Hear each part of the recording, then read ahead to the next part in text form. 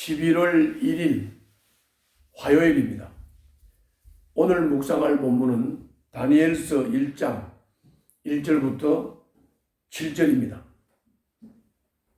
오늘부터 다니엘서를 묵상하게 되고, 요즘 제 유튜버에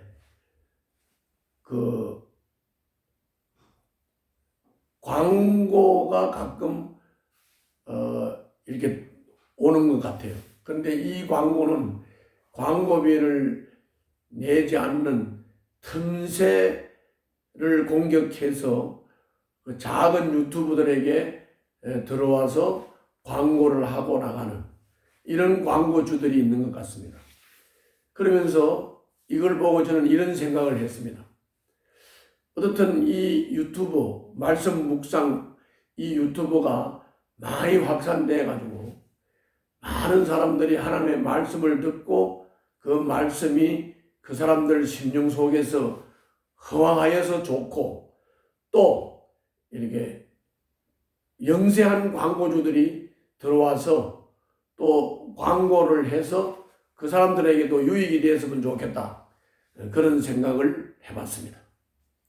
자, 그러면 오늘 본문의 줄거리를 말씀드리겠습니다. 오늘 본문은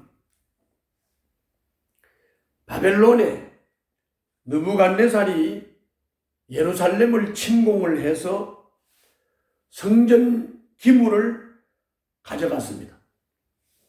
그리고 젊은이들을 포로로 끌고 갔습니다. 그리고 훈련과 교육을 시켜서 자신을, 즉 느부갓네살 왕을 섬기도록 했습니다. 이것이 오늘 본문의 줄거리입니다. 본문은 여러분들이 스스로 꼭 읽으시고요. 이제 오늘 본문을 요약해서 설명하겠습니다. 먼저 1절부터 2절인데요.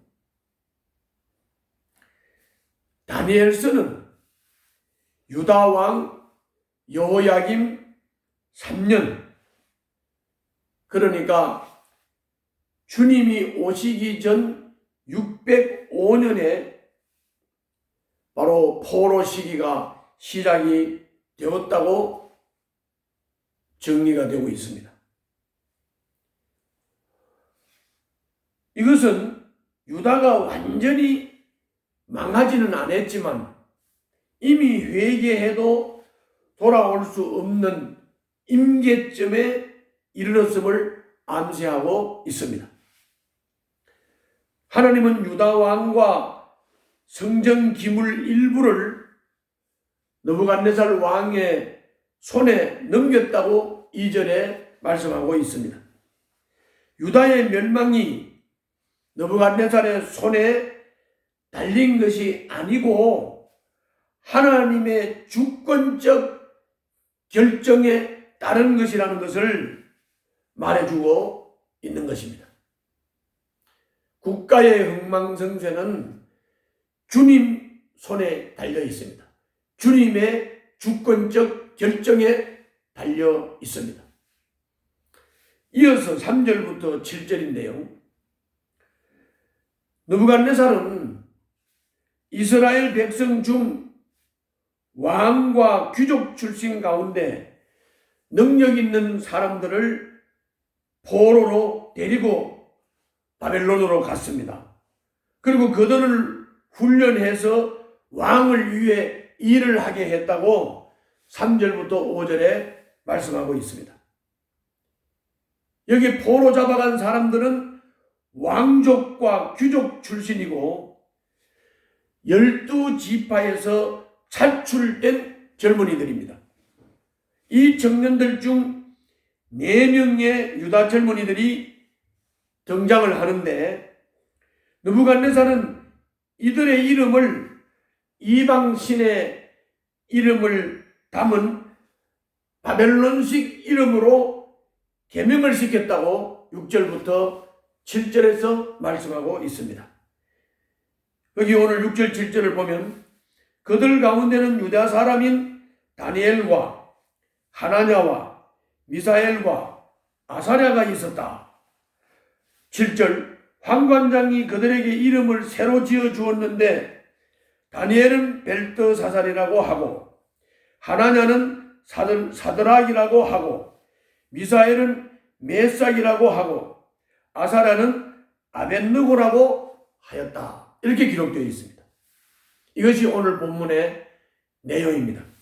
자, 그러면 오늘 본문을 통해서 우리가 깨달을 수 있는 하나님은 어떤 하나님이신가?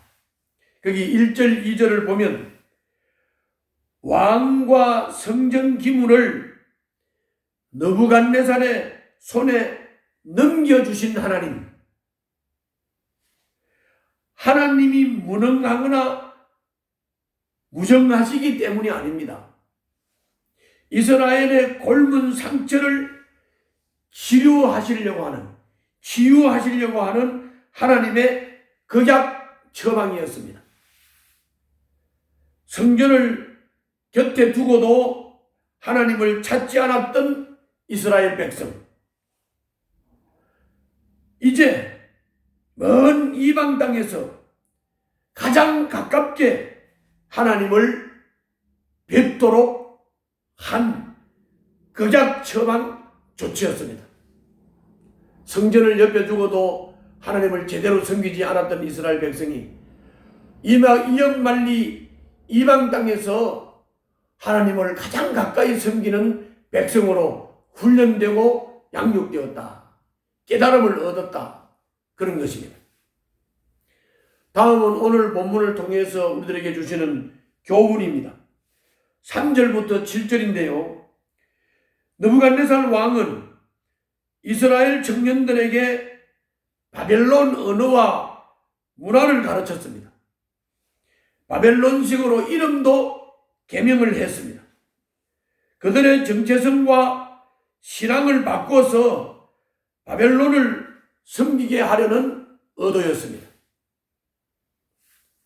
그러므로 우리가 꼭 알아야 할 것은 세상 문화가 하나님의 백성이라는 우리 정체성을 앗아가지 않도록 날마다 말씀과 기도로 자기를 단장해야 합니다.